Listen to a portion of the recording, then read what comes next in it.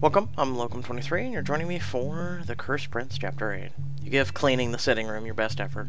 You go home and sleep, then return the next morning before the sun is up. Cyrus paces around offering up some tidbits about the castle's history while you work, but around the early afternoon he vanishes. You set down your mop and bucket, and you look around the sitting room and sigh, it actually looks good. Finally. Man, this place cleans up nice. Takes like a dozen hours per room, but still. I was talking with Cyrus this morning, but since the sun's really come out and the windows were cleaned, he hasn't been in the room. Follow a trail of dust from the room. Who knows, maybe he is really a vampire. Or he thinks he is. You find Cyrus hiding in the kitchen. Nothing else is out of place, but he's just sitting on the floor like a statue. Hey, why'd you leave the room? I finally finished, and it looks awesome. You could keep me company, you know. It is the sun. If any of its light touches my skin, it will burn me. It is like a bath of acid. The witch made sure that if by some miracle I made it out of the room and out of the castle, I would be bound by the night or deep fog and heavy shade, not unlike a vampire. Oh.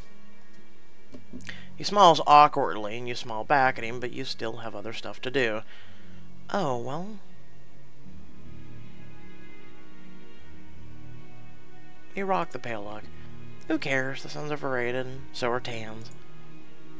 And I'm actually all about your 80s goth aesthetic right now. Really killing it, sigh. Woof. I know of the Goths and of Gothic art and architecture, but I don't understand how it relates to my appearance. Oh, well, never mind. Let's move on to the next task at hand, okay? In my bag I have paper and pens to start your amends with. We'll write down everything you did wrong before you were cursed, including what you did to the witch to make her double-cross your father. What do you mean, double-cross? My father hired her to curse me? He knew the whole time? You can see that Cyrus is getting upset, and you're not sure what he'll do when he gets too mad.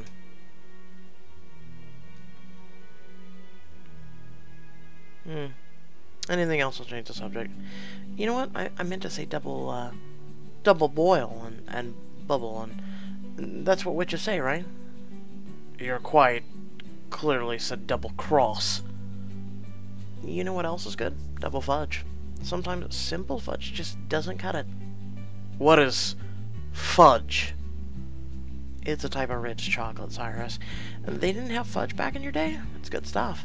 I would like to try that. Great, we'll do that.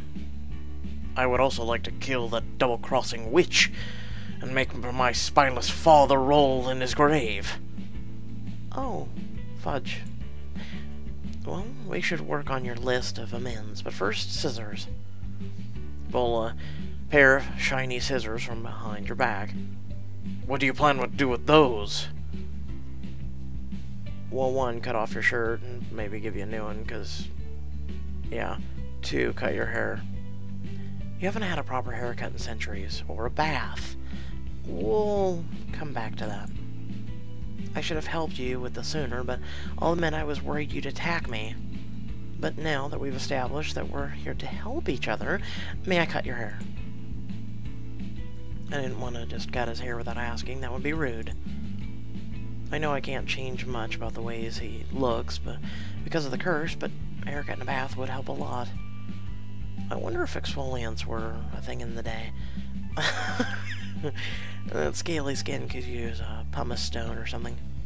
My hair? He picks up a lock of his gray hair and sniffs at the hair was tangled, filthy, and matted to hell. Maybe it's a bit out of hand, and it's also not the original color. Yes, cutting it would be best. I can't give you back your old hair, but I can make it look decent, and hey, silver hair is actually in vogue right now. Yes. When's bald gonna be in vogue? Seriously, guys worry about it. Women worry about it too. They worry about balding spots, but Guys worry about balding spots too. It's the only, you know. I get it, you could go Rock or Vin Diesel, shave your head, but I like my hair, thank you. I swear, you're totally fashion forward.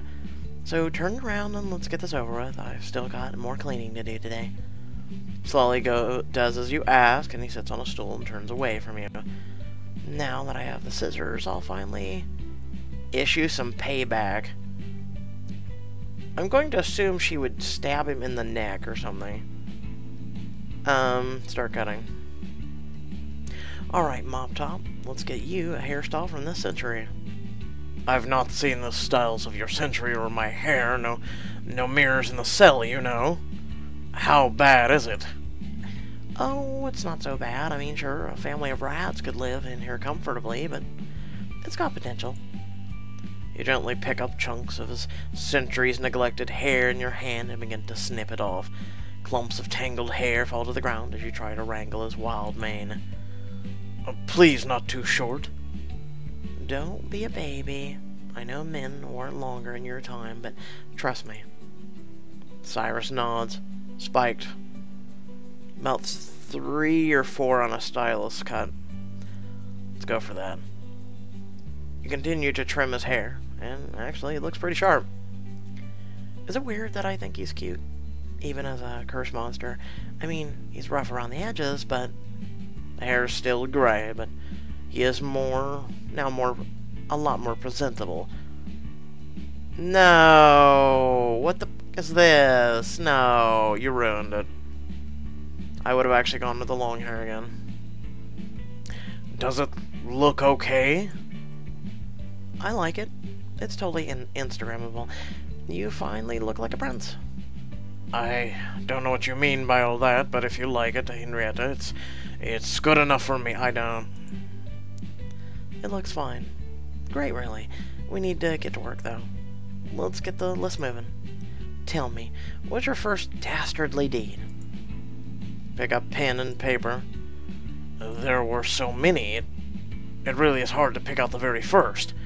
Maybe getting mad for no reason at the staff and my nanny? I ended up putting most of, if not all of my staff and caretakers to death because of my arrogance. Oh.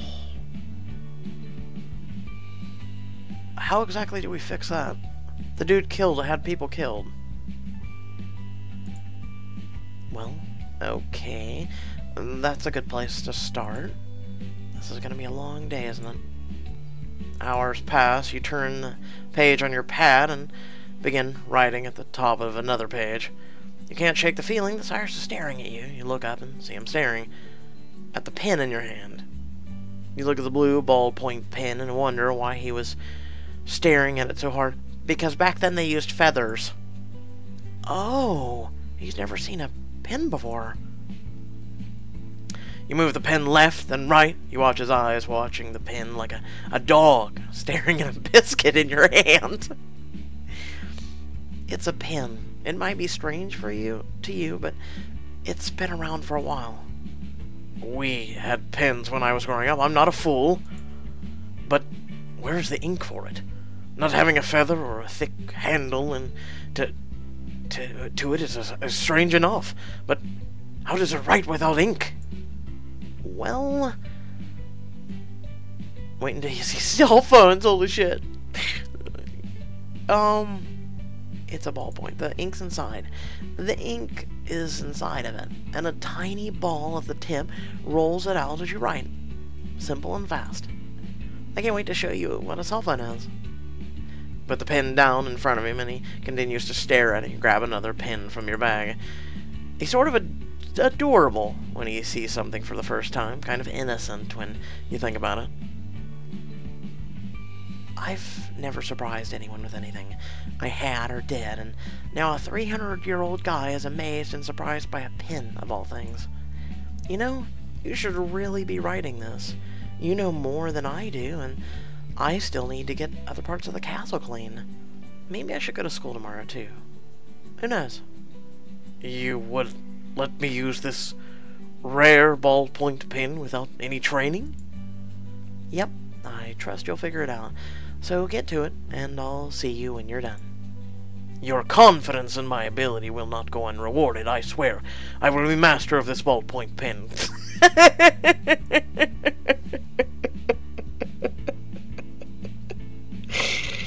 Oh, man, I need my own 300-year-old puppet.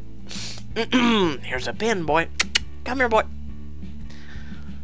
You smile watching him try to hold the pen the right way is hilarious, but you've got other stuff to do, so you head out.